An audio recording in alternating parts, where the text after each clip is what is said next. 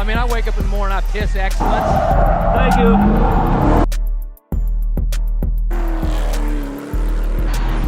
And nobody can hang with my stuff.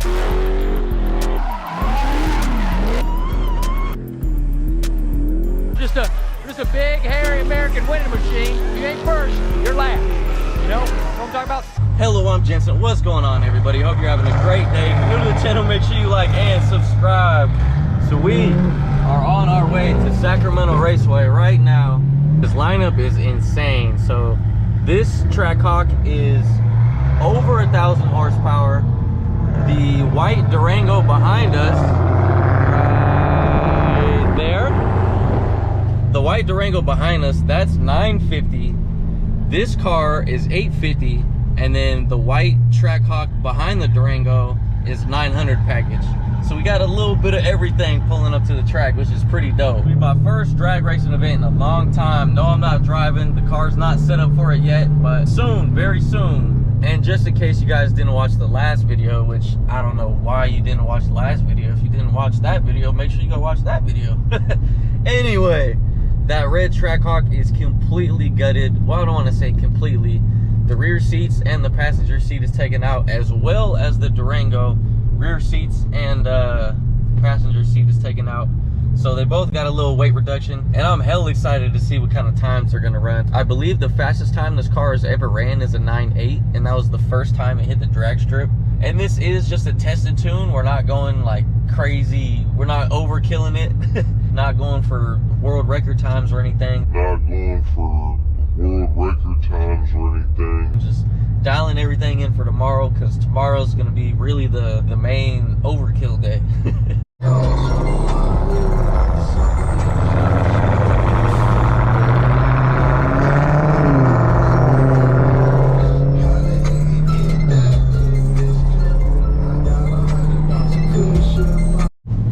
Team Overkill pulling in the building.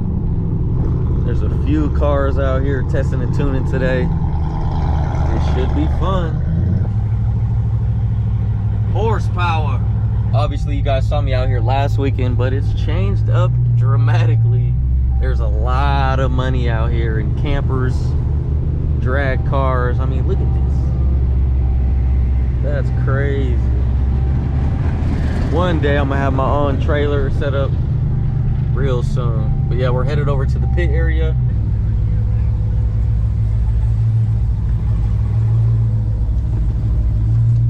And we are here, Sacramento Raceway.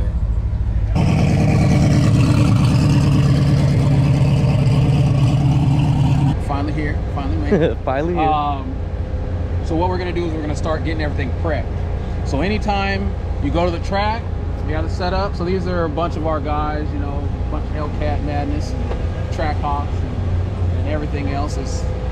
Hey, you rolling with us, you always gonna be running some fast stuff. Crazy But, fast stuff. you know, the cool thing, like I was saying, is it's kind of, you know, a bunch of different sets. So like, I'll show you this one. So this one, these are actually our custom drag wheels. We might have to get you a set of them.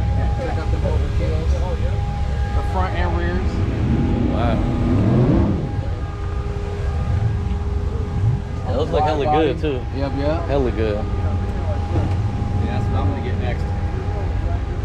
Yeah, we're gonna get you a set. I'm gonna get me a set. I need some bead locks. So this here, this is like the OP 950 package. Similar to same thing that you're gonna see in Rubens. The fastest guys usually are OP 950s. This one's actually a 1150 because this guy does have nitrous.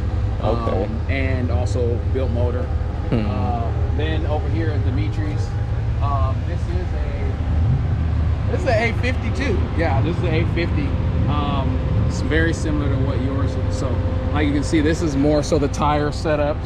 Yeah. You know, this one's a special wheel set, the Race Star ones. You know, because you don't have to go super duper expensive, right? Yeah.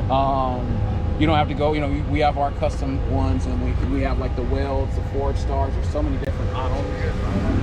So what we're gonna do, we're gonna get the Trackhawk and the Durango prepped. We're only gonna take a few passes because today the main thing is we want to make sure that we get these cars set up safely. You know, today's not a drag race day. It's a testing to, right? So Exactly. the whole goal today ain't to go as fast as you can go. It's to get your setup dialed in. So usually you'll have a different tire pressure for your fronts and your rears. You know, have some type of tire gauge like this, and you know, it's all stuff that you're eventually going to have to learn to do on yours, and it's stuff I'm sure you already know. So like right now, this one's at 36 in the front, but we're going to want to bring this one way down. So I actually have a special thing that'll air this out in like a few seconds, but I didn't bring it. So usually it just takes a little bit of time. We're going to air the fronts of these down to probably about 28 to 30. Okay. And then on the rears, we're probably going to go around 28, 26, 30, somewhere in that range, just to feel the track. So far, everybody I've talked to said that nobody's hooking. Yeah, I was talking to Ruben. He said it's a straight spin. Yeah.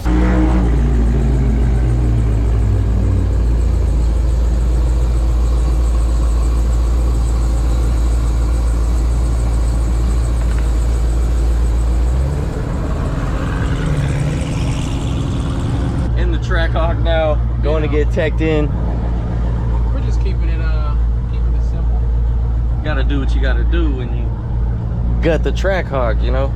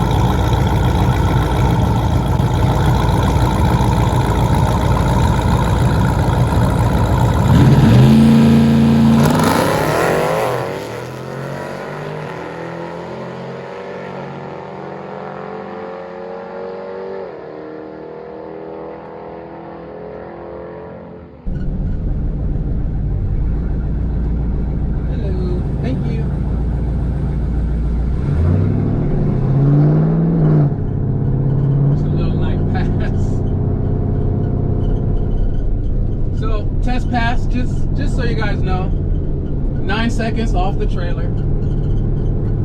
Spun 147, 60 foot. No nitrous. 9.9 in the Trackhawk. Test pass, no nitrous. Quick little test pass. Crazy. I still got a 1.4, even without the suspension. No suspension, the Trackhawk still ran a 9. Now it's time to see what the Durango will do. Let's set up this GoPro in here real quick.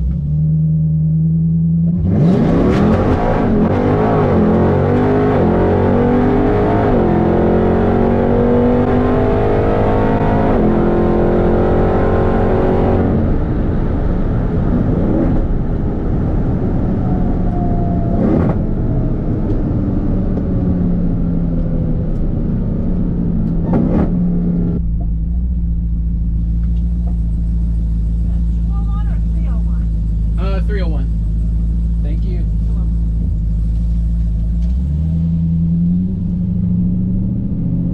All right, so that one got a low 10.3, which ain't bad, but we want to get down into the 9s. It's just so hot out there, and I was dancing all over the track, so we'll clean that up in the next pass and go from there.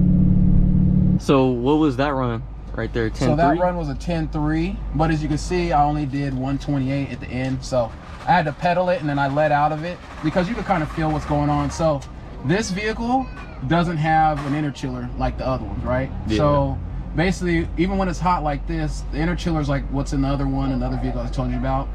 It cools down all of the temps so that when you're going through the pass, the blower and the engine, everything don't start overheating, because what happens is it has a bunch of safety features. Yeah. And so what it does is it's going to pull timing to save itself because it's getting too hot. Yeah. So that's what I was telling you and a lot of the other guys why the inner chiller is so big. I mean, a lot of people run the inner chiller now, but it's like, it was crazy. Like back in the day when we first started running it, everybody's like, oh, that's snake oil. But it's like, you can look at the log. So this is that pass. So you see by the end of this pass, I'm going 129, which is, 129. So that's the end of this pass.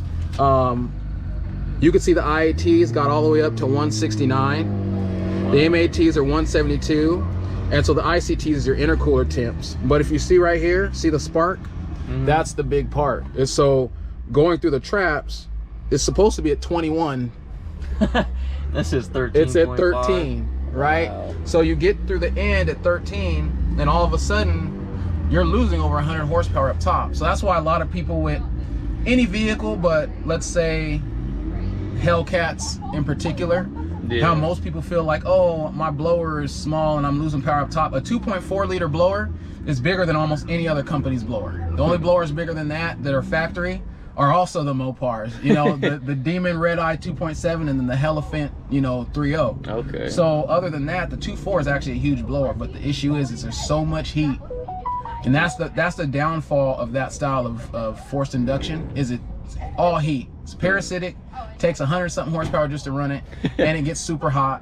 Like, that's all the negatives. But they're really simple to put in, they're simple to run, they don't need a bunch of extra stuff. Okay. Turbos are more efficient because they run off exhaust gases, they're not as parasitic, they can boost non-linear. So this one's connected to the crank, so it can only spin as fast as the crank spins, and that's why you have to pull it down. Whereas the turbo, you can do all kinds of things to make that thing spin faster. So that's the biggest thing, and that's the reason why people need to get inner chillers, ice boxes, and stuff like that. We do inner chillers because the car's fast all the time. Because if you're driving on the street and somebody catches you on the freeway, you're not just gonna stop.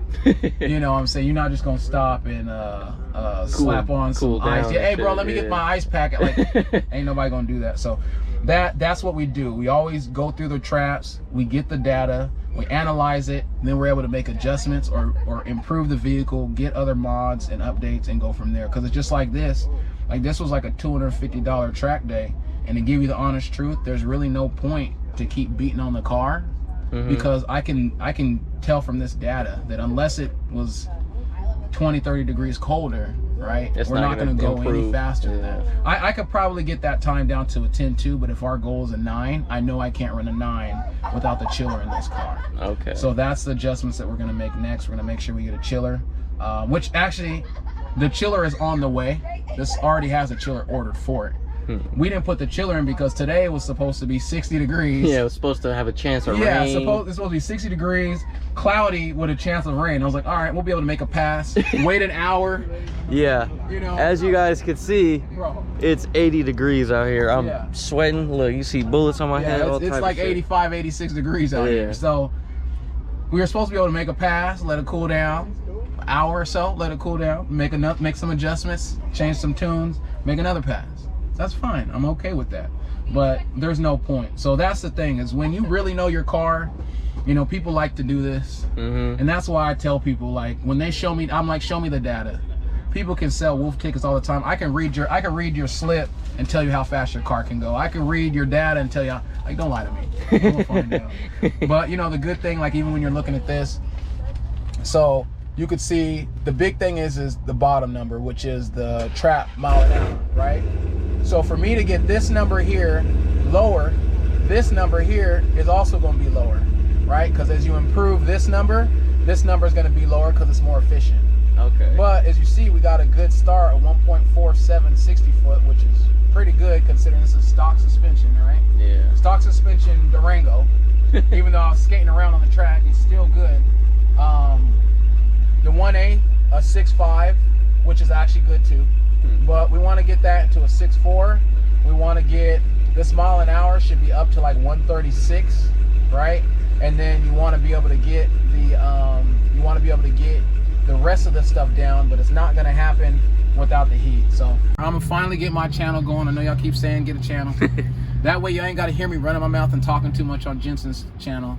So nah, I like it. A lot of people love it because it's a lot of knowledge, a lot of learning. And that's the thing is I didn't, like, there was no YouTube when I was coming up. Yeah. Right? You know, there was none of this. And like you guys see, when you guys watch YouTube videos, y'all don't get none of this information because the YouTubers don't know. Yeah. Like, even if they got a fast car, they got handed the keys and they do a couple fast passes, didn't nobody sit down with them and tell them what the car can do. And that's why they don't be telling you what the car can do, because they don't know. Exactly. So that's the whole point here, is we're educating. So you're going to know exactly what Jensen's car is capable of doing, good or bad. We're going to keep it rocking. We're going to keep it rolling. We're going to keep turning it up. Yes, sir. So, you know, that's what it is. Hell yeah. So yeah, 9.9 in the Trackhawk, no nitrous, no suspension, and then 10.3 in the Durango Hellcat, no suspension, no nitrous either. Crazy. Team overkill, baby. So this is one of the slips, other slips in the Trackhawk. So this is one of our 9.4 passes at almost 150 miles an hour in a Trackhawk. That was today? That was from yesterday. So right when you left. Wow. So first pass ever on nitrous in that car. Yeah. Set that world record. So right now, we officially, with the number, have the fastest Trackhawk in the nation. Wow. Right now. So the red Trackhawk from the last video. A lot of stuff going on. Sorry about the noise. Yeah, timeout. I'm gonna quit talking for a second. Hold on.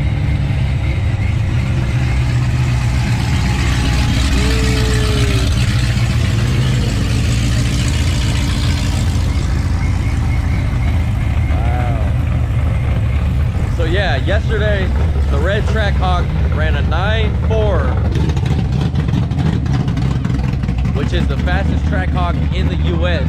There's another Trackhawk from Canada that just ran a 9.22, I believe. So that's the fastest Trackhawk in the world. But the red one from last episode, that's the fastest Trackhawk in the US, built by Overkill Performance.